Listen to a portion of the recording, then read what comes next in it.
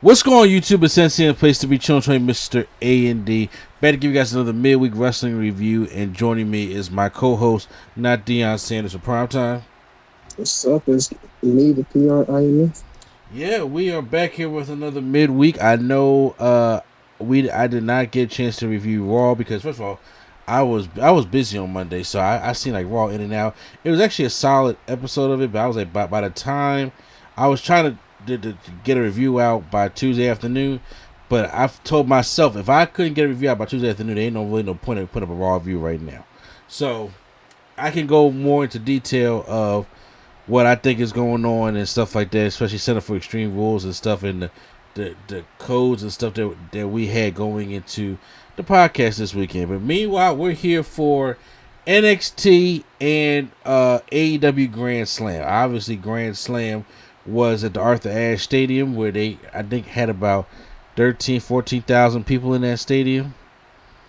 Maybe. I'm not quite sure. Yeah, sold out crowd. And then meanwhile, on the NXT side, we had Solo Sikoa having to vacate the North American Championship off a technicality, which we will definitely get into as well. So, a lot of things to talk about. And then first, I'm going to start off with NXT. So, once again, NXT is more of the recap and things like that. But just in case, I want to make sure I go over everything. From the beginning of NXT, there was a best of 3 series. So it's between Nathan Frazier and Axiom, AXIOM. They got it. Where's the mask? Huh? Axiom? Yeah. Well. Yeah. AK. Yeah. But they had a pretty decent matchup. So I guess instead of doing best of 7, they're doing best of 3, and now Nathan Frazier won with a superplex going into a neck breaker, then a Phoenix Splash to win, or 450 corkscrew. It's a Phoenix Splash to win the matchup, and to tie the series 1 apiece.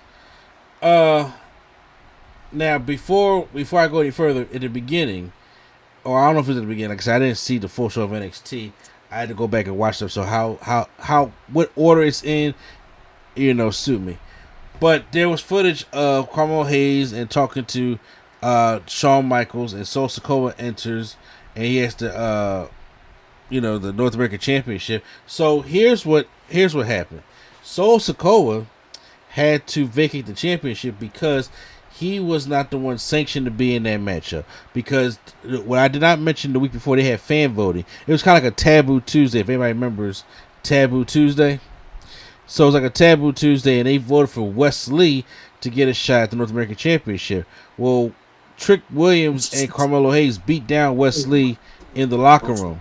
So Solo Sikoa just answered because he said, "I got next," and came in there and beat Carmelo Hayes. But since that wasn't part of the rules, he has to be stripped of the title and go back to the main roster. So I guess that's their way of explaining it. I don't know how much I like that explanation, to be honest. I would have just put him. I would have just said we're gonna have a ladder match and have him lose it that way, because they already having a ladder match to begin with. So I would have just had the ladder match, because you gonna say it's not sanctioned, but he already went to Smackdown to defend it. Exactly. That's what I was like.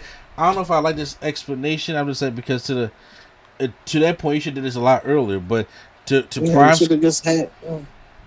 I'll listen to you. I was gonna say, if they set up a match to set up a ladder match, I'm like, they should have just said we're gonna have a ladder match for the title and just have him lose it there. Exactly, because he doesn't have to be pinned. He doesn't have to be involved in that decision. So I agree with you on that one. This is going to be at Halloween Havoc, because Carmelo just wanted his title back. He said, "No, you try to burn the system."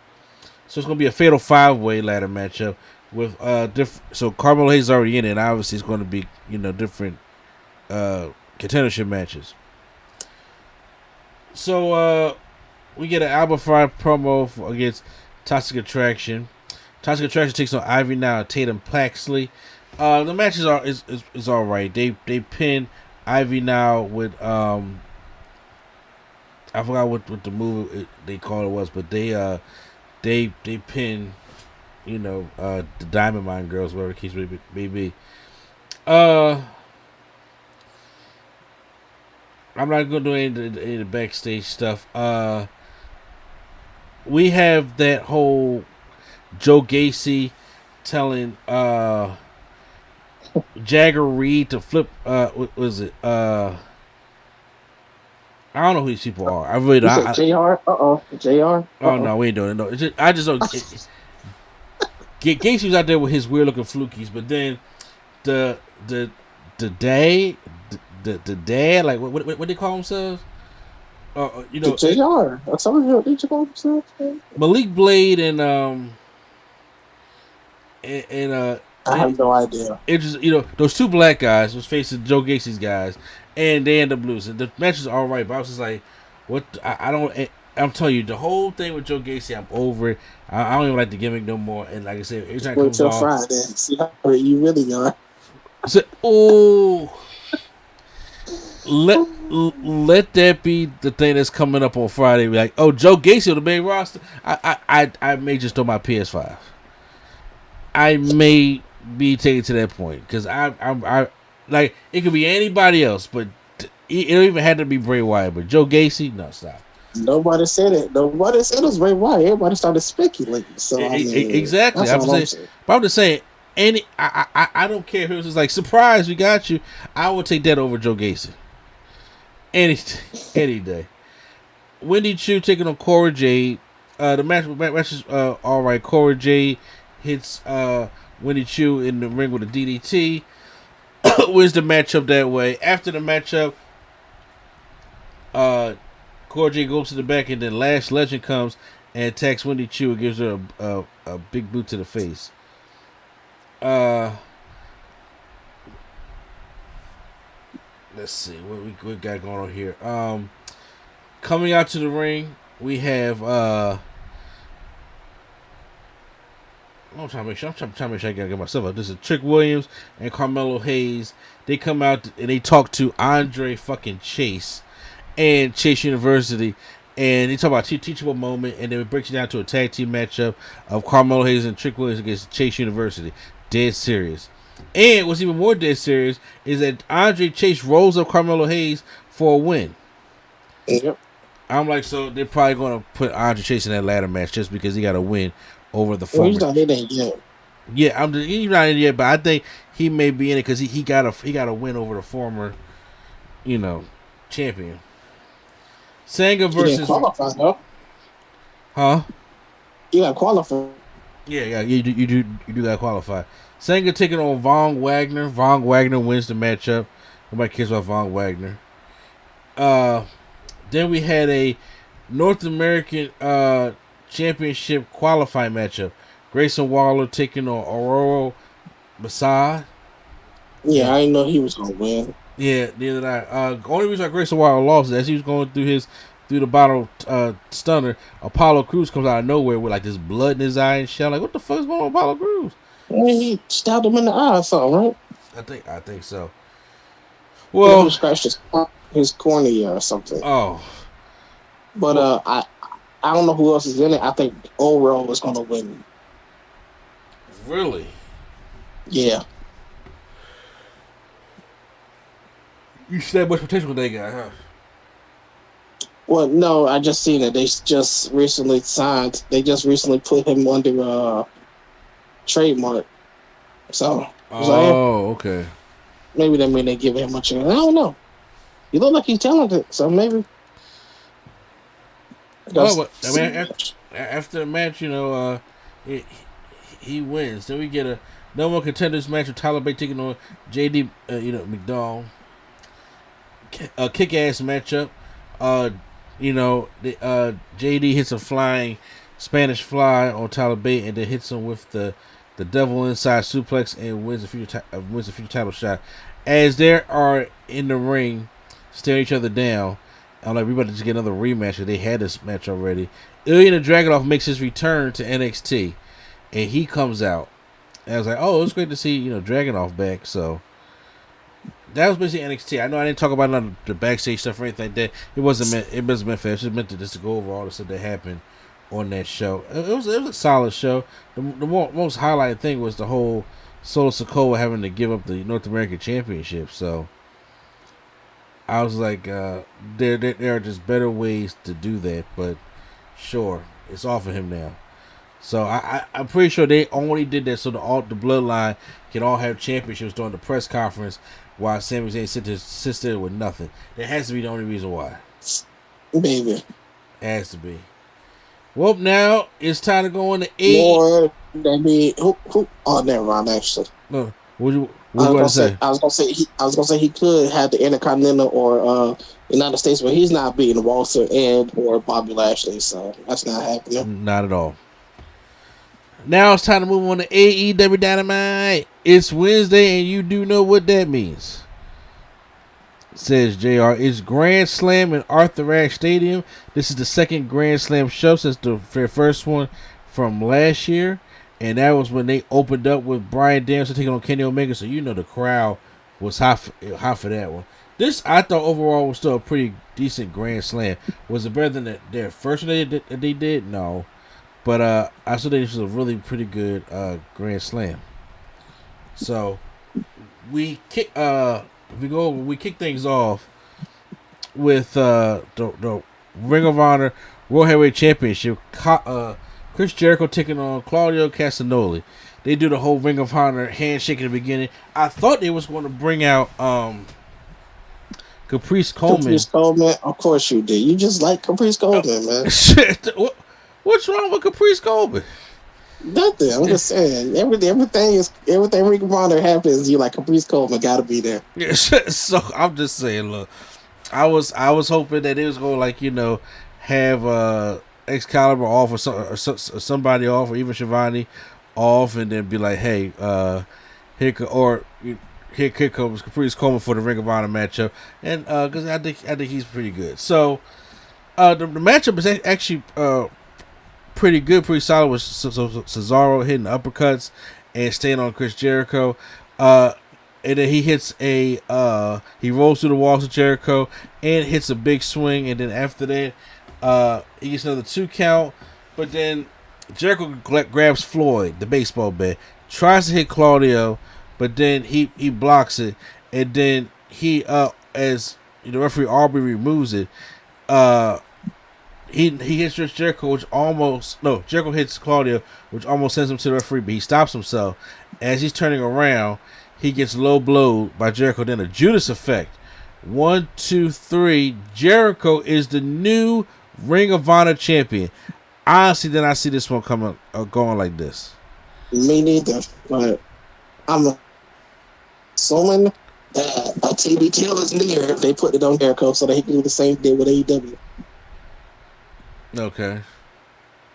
That could be it. That a TV deal is near. They needed somebody face worthy to put the title on, just so he can say. Because that's what Jericho has been doing his whole fucking run, right? You know what I'm saying? Just put the title on me, you know what I'm saying? And I'll go save this company, damn it. You know, some shit like that. But I think look, I don't care about the Ring of Honor titles, and you know I'm not a big fan of Ring of Honor like that in general. But I know this is going to be a good matchup. So seeing Jericho on top with that, I'm curious to see what he's going to bring to it. I hope he changed the belt. Cause I hope all the belts changed. No, nothing. It's like it looks so plain, don't it? No, it ain't. It's not the belt. It's just that half of the belts are like the original Ring of Honor belts, and half of them are the newer age belts. I'm like, just pick one. Just say either go all old or all new. So that's all I'm saying. I had to when it was they had Gresham versus I think Bandino, and Bandino had the new championship, but then when Gresham won it, he just kept the old championship, and they just kind of didn't say, like, they kind of just didn't, you know. So that's like some TNA shit with Moose and who else had the championship. Yeah. So match 2, it's AEW World Tag Team Champions Swerve and Our Glory taking on the Acclaim. Swerve and Our Glory come out there with Westside Gunny in their whole Knicks colors. So we in New York. Swerve got the basketball leather jacket on that everybody wore back in 2002, and yep. That's probably the one he wore. That's probably the one he wore in 2002. Bro, do you know how bad I wanted one of them jackets back in the day? I wanted them bad. Man had this girl and he was feeling himself. You know? Exactly. So they call it Westside Gunn, but then the Acclaim come out with Billy Gunn. They cut the rap. I'm so sorry. I don't have the transcripts over to the rap. I actually remember some being black like Little Mermaid. I remember something along the lines of you the 20 ounce and he's a 2 liter of Pepsi.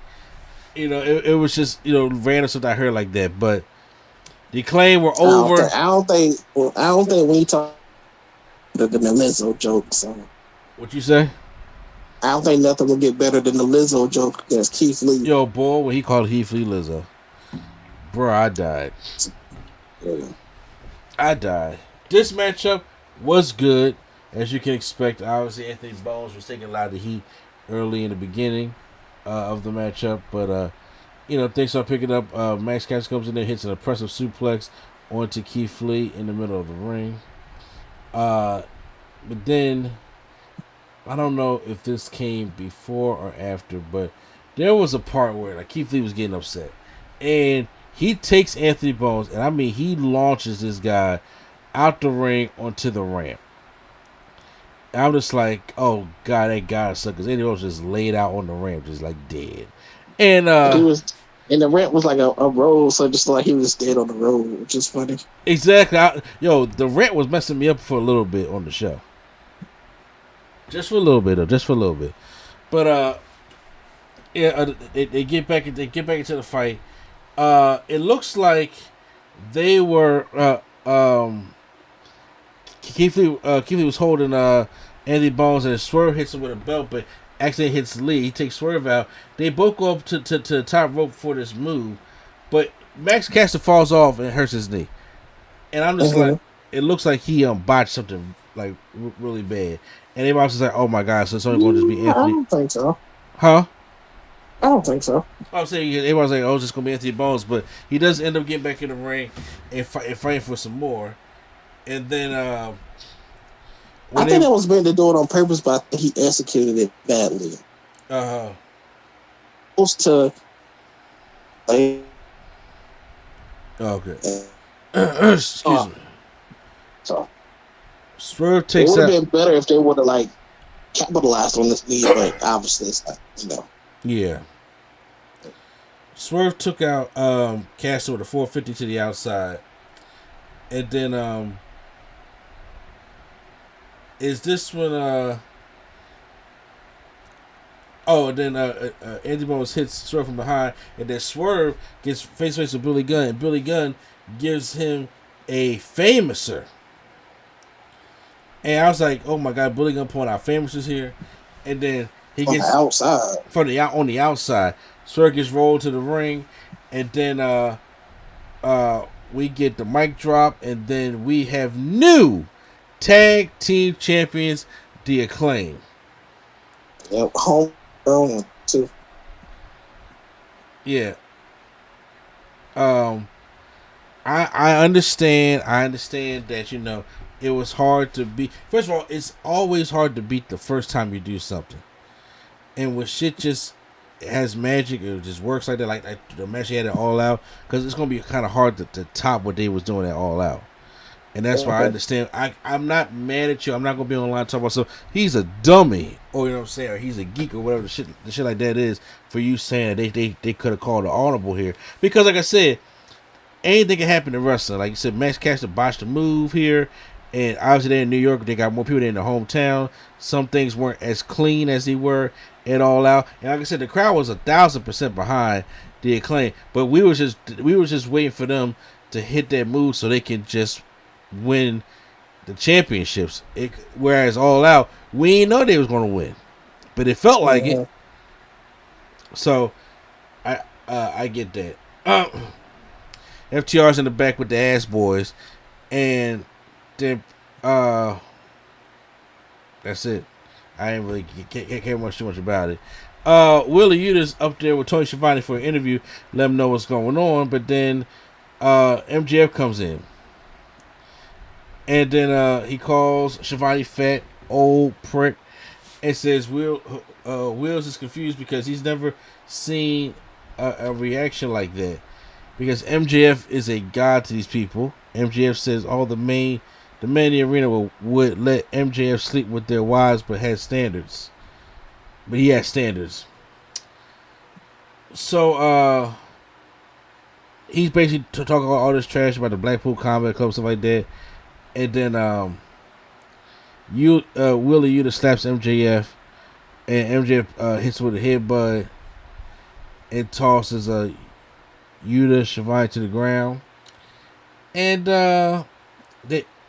Morrissey comes out and then holds you so you can hit him with the Dynamite Diamond Ring. And that's how that segment went off. AEW All-In Championship, Pac taking on Orange Cassidy. We know that Pac and Orange Cassidy can have a good match. They did so before, I think at the very first Revolution, or was it Full Gear? Do you remember? I think it was Revolution. Okay. Yeah, it's Revolution. Alright, yeah, well, so they had a very good match, so there was no reason why I wasn't thinking that they couldn't have one here. But for the most part, the match was, they said the match was cool. Pac was not falling for any of the Orange Cassidy bullshit in this match today. And there's incidents. Cassidy falls Pac to the outside, and he hits the referee, like behind the referee's back. He hits Cassidy with a hammer, and then rolls him up for the cover, and then he wins the matchup. So, Pac back at it again. Yeah, but it's still. I think their other match was better. This one was just like whatever. Fatal 4-way for the AEW Interim World Championship: Toni Storm versus Britt Baker, DMD versus Athena versus Serena D. These women worked hard. Toni Storm wins. Yeah, she was. I said she wins. Oh, she does win. You're right. Yes. Yes. This is just like another match. It really was. I mean, the women worked hard. Toni Khan was like, yeah, I guess we put him on there somewhere. I guess. Look, I guess we'll put him on the show. They definitely worked hard. So I'm not a man on that. Let's see. Baker's nose got busted off from a Samoan drop landing. Like somebody's backbone must have came right across her nose and knocked her out. It's probably Toni Storm. Okay. Yeah. She's heavy too. Yeah. Toni Storm ends up winning the matchup and pinning Britt Baker to get the win. And like I said, it was a cool type of matchup. But after the matchup, Britt Baker just jumps her. She's bleeding like crazy right now. And then Serena D comes in there just to jump Athena. But then here comes Jamie Hayter. And we're like, okay, Jamie Hayter going to finally give us a turn. But then she starts attacking Toni Storm, says, me and Britt are best friends. So Toni Storm just getting her That's ass. a lie. I know. Toni Storm and them just get this stomping this lady out. And then all of a sudden, we hear music playing. And I'm like, what the hell is going on? And then it says, now, I'm gonna say the black. I thought it said Saraya. How does she pronounce it? Probably, do you know or no? Saraya. Okay, that came up, and it's Paige. Paige is in Huh? Paige here. Yeah, Paige is in AEW. And I was just sitting there looking like, oh my gosh, she come out here to save Athena and Toni Storm, who all at one point was in WWE. I'm just like, man, it feels good to see her come back. And then she comes in there, the crowd is going crazy for her. She said, this is my house. That's what Paige said. This is my house. I'm hoping, like I said, I hope she get to wrestle. I mean, I hoping that she can wrestle, Yeah, that's all I'm saying. She ain't wrestled in how long? Since 2017? Yeah. So we'll see. We will have to see, but yeah, I'm just saying. I'm hoping that he would just sign her just to come out there and just not let's just be a manager. I think she can come out there and try to go wrestle. I'm just like, well, if that's the case, Paige, you come out here and come do your thing. Hey, I'm just saying, them Brad Maddox jokes is about to be hitting hard. Yeah. Oh God. Them Brad Maddox jokes, them Xavier Woods jokes, them title jokes about to be hitting. Like your boy Xavier Woods. Them jokes, oh my God! Let Max Caster, oh my God. Oh yeah, bro, it's a rant. As long as she don't got to go against MJF, so she good on that end. But like, bro, let one of them break up like Del Rio's. Oh my God, she might cry. She might quit. I don't know. We gotta find out. Main event time. It's for the AEW vacant AEW World Heavyweight Championship. Bryan Danielson taking on Jon Moxley. My God, was this a good matchup. These guys put it all out on the line, and of course, Gates on. They're both part of the Blackpool Combat Club, so you already knew. So it's like, man, these guys will try to pull out all the stops for this one. So, and they did that. They was giving each other elbows and stiff kicks and all that kind of stuff like that. But then we get to the outside in that ramp. Other than after all the kicks and stuff, Dan Bryan was also giving Jon Moxley, and Jon Moxley out of nowhere hits a, oh God, which one is it? The High Rider or the? Because I know one's the Paradigm Shift, and the other one he flips you over is what again? The Death Rider. The Death Rider. He gave that to Dan Bryan right there on the on the stage, and I was just like, at least they fixed the stage this time. Because last year off the Ash, that stage was slippery. I remember Kenny Omega was hitting dragon suplexes and Bryan Danielson was just sliding down the whole ramp. At least they fixed it. Yeah. Near falls happened out of it. I thought there was a near fall when Bryan Danielson hit Moxley with the running knee, but then he also kicks out the Paradigm Shift and the Death Rider. But what brings him down is he puts him in like a crossface or bully choke, and he just choked the life from him, and then Bryan Danielson couldn't wrestle anymore, and then that's how Moxley becomes your 3 or 4 time AEW champion. I think officially it's 4. Because he won the interim, and he won it officially, and then he won it again. And he won it. I can say your mic, or you're talking away from it, or I can't hear you. So, wasn't picking anything up you just said. I think it's 4. Oh, okay.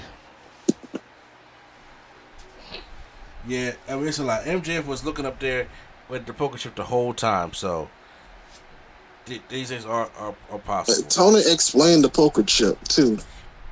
Excuse me. He did explain it on the Rampage taping.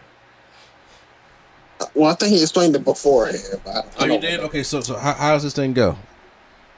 MJF has the chip where he can it's not a cash in, but it's kind of like a week before type of thing. Gotcha. So he can challenge the week before, but the other person that wins, that's a set date and a set time. Like, MJF could be like, I want to challenge this guy in 2 weeks, but the other guy that wins, they're like, oh, we're going to have this match at Quake at the Lake. So one is already like an official date, and one is whatever MJF chooses. Gotcha. Yeah. Okay, well, like I said, Moxley I still would have did TNT title and regular, but okay, whatever. I mean, we just need to see the TNT champion. Period. Just gotta see the champ. Period. But guys, that is. Well, we saw Trina though. Yeah. That guys, that is the end of our review here. So, which one are you going with this week, Prime? NXT or Dynamite? Yeah, I'm going with Dynamite. That Grand Slam was pretty dope. And they usually knock out the park when it comes to the Grand Slam stuff. So post any comments down below how you guys enjoyed. Hit the like button if you guys enjoyed my review. Hit the subscribe button for more right here on NC Studios. So once again, this is NC, place to be, Church Emerson, A&E, and not down since the prime time. It's been real. Shout out. And the Nerd Coalition is out.